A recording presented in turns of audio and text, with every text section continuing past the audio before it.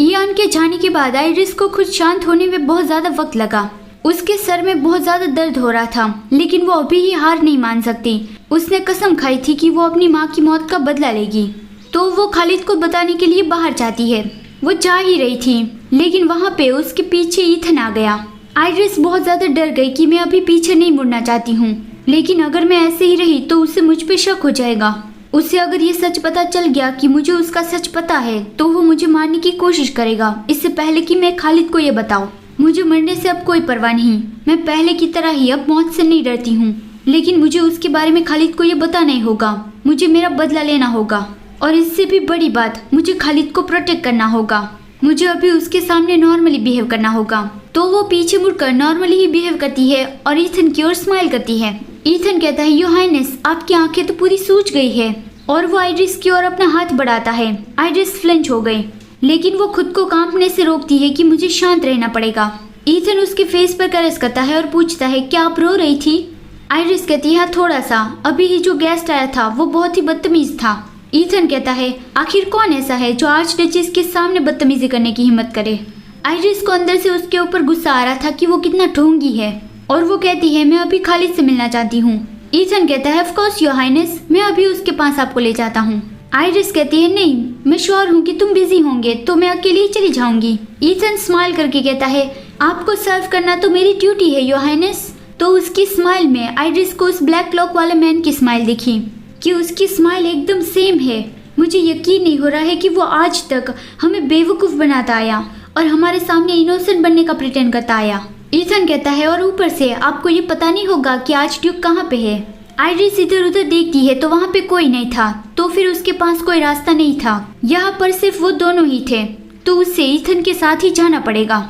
और आइरिस सोचती है कि ईथन को देख के ऐसा लगता नहीं कि उसे कुछ सस्पिशियस लग रहा है कि आइरिस को उसके बारे में पता चल गया है। लेकिन क्या खालिद ने ईथन को ये बताया होगा कि उन लोगों ने इयान को यहाँ पे मिलने के लिए बुलाया था? शायद खालिद ने उसे ये नहीं बताया होगा, क्योंकि खालिद को तो कोई आइडिया नहीं है कि वो उसका भांजा है। और खालिद ने खुद ये कहा था कि हम ब्लैक क्लॉक मैन की बात हम दोनों के बीच में ही रखेंगे। तो आइरिस ये मान लेती है कि ईथन को ये पता नहीं होगा कि इयान यहाँ पे आया था, मतलब उसका मामा यहाँ पे आया था, और इयान को यहाँ से गए काफी वक्त हो गया है, तो वो दोनों रास्ते में भी एक दूसरे से नहीं मिले होंगे। और ऊपर से अगर ईथन इयान से मिला होता तो वो अभी इतना ज्यादा काम नहीं होता। ईथन कहता है, योर हाइनेस, आप क्या सोच रही है? लेकिन आइरिस तो अभी विचारों में खोई हुई थी। तो फिर से ईथन उसे बुलाता है, तो आइरिस झटका खा गई और कहती है, आई एम सॉरी ईथन, वो बस मेरा ध्यान कहीं और था। आइरिस ये नहीं चाहती थी कि ईथन उस पर शक करना स्टार्ट कर दे, तो वो नॉर्मली ही बिहेव करने लगती है, क्योंकि अगर एक बार उसे पता चल गया तो वो दूसरे ही पल उसे मार डालेगा। तो फिर वो ईथन का हाथ पकड़ के उसके पीछे पीछे जाने लगी। ईथन ने उसे कहा था कि मैं आपको आर्चड्यूक के पास ले जाऊंगा, लेकिन वो उसे सीढ़ियों से ऊपर ले जा रहा था। और आइरिस ने ये नोटिस किया कि कासल बहुत ही क्वाइट है।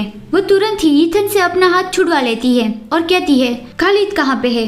ईथन कहता है, वो छत पे आपका इंतजार कर रहे हैं। आइरिस मन में बोलती है, नहीं, वो वहाँ पे नहीं है। और वो कहती है, तुम झूठ बोल रहे हो, क्योंकि आइरिस को पता था कि खालिद अभी हाई रैंक नोबल्स के साथ मीटिंग में है। तो ईथन उसे कासल के टॉप पे क्यों ले जा रहा है? ईथन कहता है, योर हाइनेस, क्या आप कभी कासल की छत पे गई हो? आइरिस कहती है, नहीं, मैं नहीं गई हूँ। आइरिस अभी यहाँ पे ईथन के साथ टाइम पास करना चाहती थी, मतलब वो ऐसे ही उसके साथ नहीं जाना चाहती थी। ईथन विंडो से बाहर देखता हुआ कहता है, कितनी बुरी बात है ना कि अभी तक आप वहाँ पे नहीं गई हो। जब आप ऊपर से देखती हो तो आपको एक ही नजर में सारी जगह दिख जाती है, वहाँ से सब कुछ छोटा छोटा दिखता है। आइरिस तो ऐसे ही उसकी बात सुने जा रही थी और वो किसी सर्वेंट के आने का इंतजार कर रही थी ताकि वो चिल्लाकर उससे मदद मांग सके। लेकिन तभी ईथन कहता है, क्या आप ऐसे ही मेरा पीछा करती रहेगी जब तक आप किसी को अपनी मदद के लिए बुला ना सके?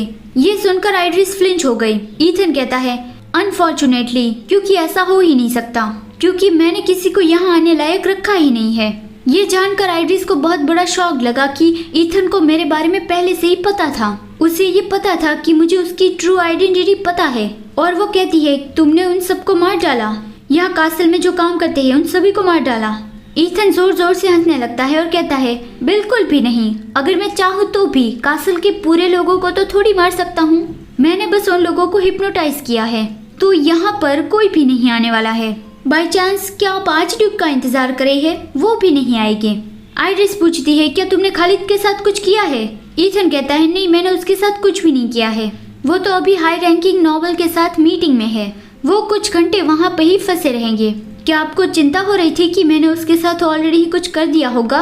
वो आइरिस के पास जाकर उसके कान में विस्पर करके कहता है, डोंट वरी, पहले मैं आपकी केयर करूंगा, उसके बाद फिर उसे मारूंगा। आइरिस पूछती है, तुम्हें ये कैसे पता चला कि मुझे तुम्हारी ट्रू आइडेंटिटी पता चल गई है? ईथन जब अपनी ऑफिस में वापस आया तब ईथन का मामा इयान उसका वहाँ पे इंतजार कर रहा था और इयान को आइरिस की बहुत चिंता हो रही थी कि वो बहुत परेशान लग रही थी।